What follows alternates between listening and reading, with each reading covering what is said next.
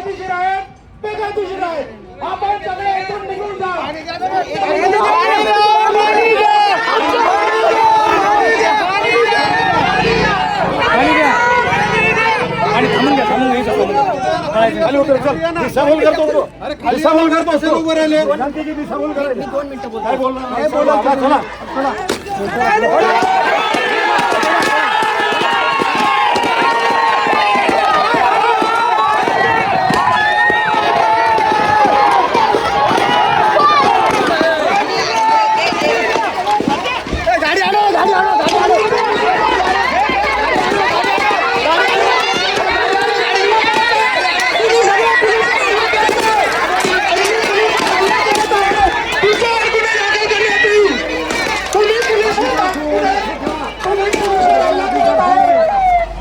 नमस्कार, आपण पाहत आहात न्यूज मराठवाडा। छत्रपती संभाजीनगर जिल्ह्यातील वाळूज महानगरात उद्धव बाळासाहेब ठाकरे गटाकडून घडाफोड आंदोलन छेडण्यात आले। या आंदोलनाला पोलिसांची परवानगी नसल्याने पोलिसांनी आंदोलन न करण्याचे आवाहन यावेळी आंदोलनकर्त्यांना केले होते। मात्र आंदोलक आक्रमक झाल्याने क्रांतीनगर गट नंबर परिसरात काही ठिकाणी घडाफोड करण्यात आल्याची घटना घडली। यावेळी पोलिसांनी कारवाई करत उभाटा गटाचे सुरेश सोनवणे, दत्ता वरपे, ललिता सुरेश सोनवणे यांच्यासह काही नागरिकांना ताब्यात घेतले। घटनेदरम्यान पोलीस आणि नागरिकांमध्ये काही काळ धावपळ उडाल्याचे पाहायला मिळाले। त्यानंतर आंदोलकांनी आपला मोर्चा वाळूज MIDC पोलीस ठाण्याकडे वळवला। दरम्यान परिस्थिती शांत करण्यासाठी पोलिसांनी आंदोलकांना संयम बाळगण्याचे आवाहन केले असून आंदोलकांची समजूत काढण्यासाठी जिल्हा परिषदेचे CEO घटनास्थळी येणार असल्याची माहिती मिळत आहे। अधिक माहितीसाठी आणि अधिक अपडेटसाठी पाहत राहा फक्त न्यूज मराठवाडा। सर्व महिला बसवायच्या गाडीत मोठ्या मोठी गाडी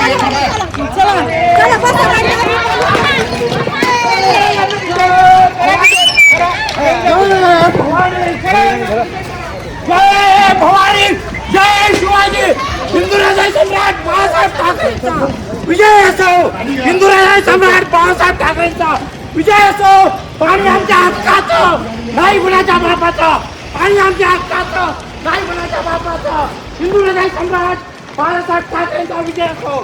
हिंदुराजा सम्राट बाळासाहेब ठाकरेंचा। पोलीस कमिशनरचा जमावबंदीचा आदेश लागू आहेत।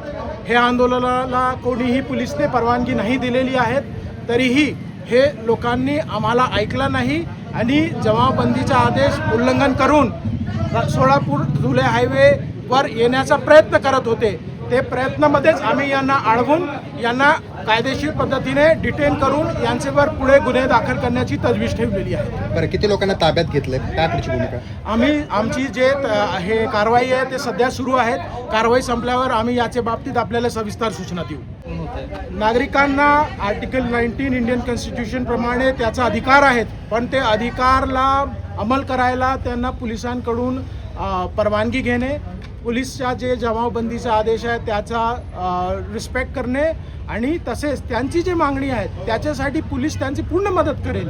जे संबंधित खाते आहेत त्यांना आम्ही स्वतः जाऊन भेटून बोलू की यांचे मुद्देचा हे करा, त्यांचं समाधान करा। पण जर विना परवानगी जमावबंदीचा आदेश उल्लंघन करून पोलिसांना मीटिंगमध्ये दिलेली हमीचा रिस्पेक्ट न करता जर असे कोणी कृत्य करणार असेल तर आम्ही त्यांच्यावर कायदेशीर पद्धतीने कारवाई 100% करणार आहेत। आज जे घडलेली घटना आहेत त्यात काहीही कायदा व सुव्यवस्थेचा प्रश्न निर्माण झाला नाही। आम्ही प्रोॲक्टिव्ह पोलिसिंग करून जे लोक जमावबंदीचा उल्लंघन करत होते त्यांना डिटेन केलेलं आहे। आमची कारवाई पूर्णपणे कायदेशीर आहेत। आपला जे दुसरा प्रश्न होता, येस, आम्ही इतर विभागांना सोबत परत बसून एकदा 2 तारखेला मीटिंग झालेली आहेत, जे आंदोलन करते होते आणि इतर विभागाचे लोक, जे बाकी लोक आहेत, जे बाकी मागणे आहेत त्याच्यासाठी आम्ही परत इतर खात्यांना जे संबंधित मुद्द्याचे खाते आहेत त्यांना भेटून त्यांना याचा काहीतरी तोडगा काढावा याची विनंती करू। साहेब सांगताय तुम्हाला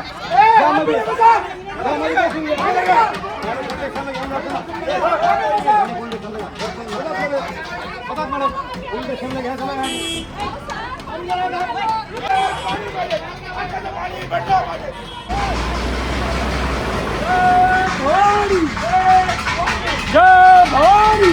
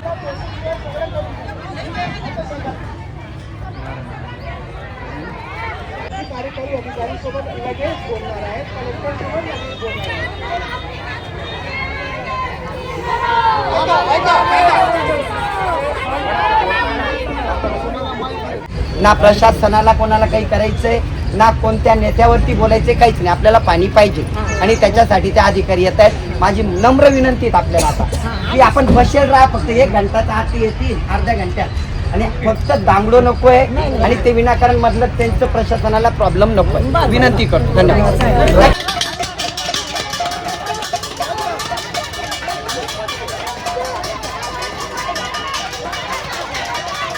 आहेत सगळ्यांना सूचना आहेत, कोणीही इकडे जमणार नाही किंवा आमच्या वाहनमध्ये बसून पोलीस स्टेशनकडे चला.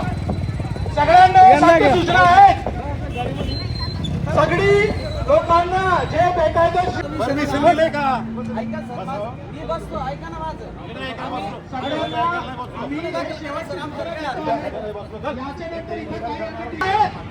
पोलीस कमिशनरचा आदेश आहे, त्यांचा आपल्याला पालन करावं लागेल. तुम्हाला रस्त्यावर एकत्र येता नाही. चला चला घेऊन चला, बसा या वाहनमध्ये. आणखी कोणाला जायचं आहे, आणखी कोणाला यायचं आहे,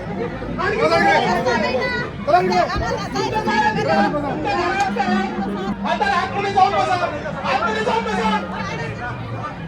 तमाशा